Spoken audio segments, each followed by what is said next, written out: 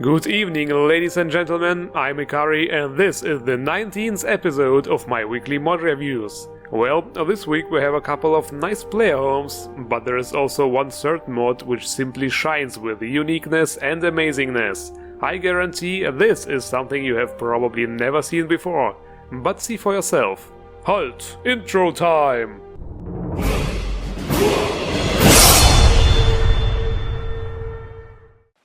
We are starting with an accessory mod. This is actually the first time I am reviewing one. Looks like not many of those are being made these days. Ophelia Accessories by Jedi Master Obi-Wan is a collection of decorative wreaths. This mod went up the hot files like a rocket. It looks like this is exactly what people have been missing in Skyrim. There is a total of 19 wreaths. Seriously, I hate words like that. Created from leaves, flowers, sticks, berries and also butterflies, which looks pretty cool. Some of them represent the 4 seasons and come with fitting color schemes. All of them are nicely detailed and composed in a pleasant to look at way. The creator of this mod actually used photos of real butterflies to create the textures, which explains the amount of detail. My only complaint here is, why are those things only available for females? What? I said it before and I'm saying it again. We males deserve to look fabulous. I mean, back in ancient Greece, men did wear wreaths. Well, okay, they also thought having sex with little boys is okay. I think we should change the subject. Alright, I promise you house mods, here they are. The first one is another mod by SOKKYABEKK, the modder who pimped out the Honeyside home, featured back in episode 9. This time here worked Hjerim. I sure hope I am pronouncing it correctly.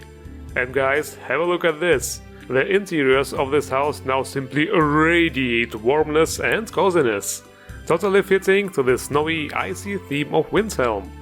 Look at this hot chocolate. I simply want to be there. Also, this place received quite a Stormcloaky flair and would be absolutely fitting for a hardcore Stormcloak character.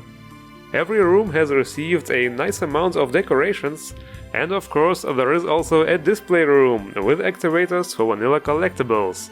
I mean, what would a house mod be without those nowadays, right? I have to say, I always felt like the vanilla Hjerim was way too lame and boring for one of the best player homes in the game. But with this mod, its time to shine has definitely come. But what takes the cake is definitely the master bedroom. Have a look at those awesome snow globes with miniature hold shields inside. That's probably the highlight of the mod. All in all, definitely a great improvement to Hjerim. But I hear you say, what if I don't want to live inside the city because I am antisocial? Just kidding. Well, if you want to have your peace and quiet, how about Wind's Rest Estate by PREDENCEDO, a medium-sized player home located west of Whiterun. You can purchase it for 5,000 gold, but once you do, you will realize it was quite a scam, because this place is in ruins. So you will have to rebuild it Housefire style with this workbench here. But if you are too lazy to gather the materials, you can simply TCL through the wall here and loot this chest, which will contain everything you need. And this is what it looks like, completely restored. I have to say, I really like the location of this estate, and also the style of an old abandoned fort ruin looks really nice. The same can be said about the interiors as well. This is one of those player homes which have a monstrous amount of decorations and clutter. There is really barely a free space where you could place your own decorations. The way this place is decorated sure looks harmonic and real. You could practically believe that somebody is living there. The main house contains the living area and the master bedroom upstairs.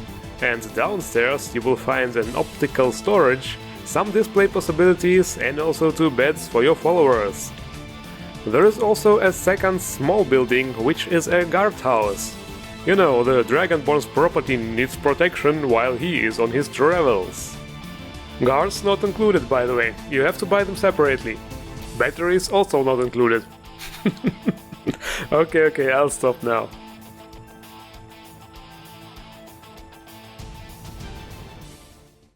And now, ladies and gentlemen, are you ready for a mod of a special kind? Something I'm around 90% sure you have not seen before. Alright then, this mod is not only a male custom voice follower, which is something what happens almost as often as solar eclipses, but also a Russian custom voice follower. Liviy Bard by Veter75N lives in a small house on a mountain not far away from Helgen. О, привет тебе! Все ли в порядке? As expected, this mod is completely in Russian, but as you can see I translated his dialogue. The only problem is I have no idea what the Dragonborn is saying, because Skyrim can't display Russian letters for some reason. And yes, it is possible to fuck up the conversation if you say the wrong things. Я так не думаю. I'm not sure what exactly I told him, but he got pretty angry at me. Ладно, проваливай с глаз моих. Но я тебя не забуду, зараза. Запомни. So I had to reload the game and try again. This time, however, things went well. We became friends and engaged in a deep conversation. Может, поболтаем за кружечкой доброго Эля? He told me how he was a bard at the College of Solitude, how he wanted to join the College of Winterhold but had problems learning certain spells and so on. The voice acting and writing is incredible. For a second I almost forgot I was talking to an NPC. This is just how good it was. But wait a minute, he is a bard, so that means he can sing, right? Check this out. This guy has 30 of his own unique songs and 6 guitar compositions. And just look at the quality. Твоя кровь пролилась на холодный песок, и верный твой друг тебе не помог. Он молча смотрел, как ты умирал, погребальным костром закат догорал, а ветер... Holy shit. You know how all those female custom voice followers tried to sing and pretty much all of them miserably failed. And this guy just totally puts them all to shame. He also has quite a lot of dialogue. Besides the usual surroundings comments, he will also engage in conversations with citizens, and he also has some special tavern dialogue. He is pretty much something like a Russian Inigo. Seriously, I had no idea the Russian modding community had such gems. I should browse there more often. Okay, here the little gameplay change mod, which might have a big impact on your game. It's another mod by UTOPIUM, the guy who brought us the "Get over here" mod from last week's episode. And this time it's "Don't push me while I'm talking, biatch!" Okay, the last word was kind of a intensifier word, I guess. Well, long story short, you know how sometimes during a conversation random NPCs walk by and push you away? Well, with this mod they won't do this anymore. Yes, really. They will just run through you instead, like you see here. If it's better or not is up to you. It's funny, by the way, while I was recording this, nobody wanted to bump into me, just like in real life. Just kidding. But seriously, I spawned so many NPCs. Well, never mind, that's that. Guess what, guys? We have a pretty epic new lands mod. Dark Glade by Keyman3. To get there, you have to access a trapdoor on a boat at the Solitude docks. Now, I was a little bit skeptic about this one at first, because the file size is only around 1 megabyte, but damn, was I wrong. As soon as I made my first steps inside the Glade, I knew this is going to be an adventure. The Glade is a huge world space containing several floating land masses, which you have to navigate through some platforming. I don't need to say what happens if you fall down, right? There are several dungeons and also a potential player home for you to be conquered. The style of the dungeons somewhat reminded me on Dark Souls. Here's an example.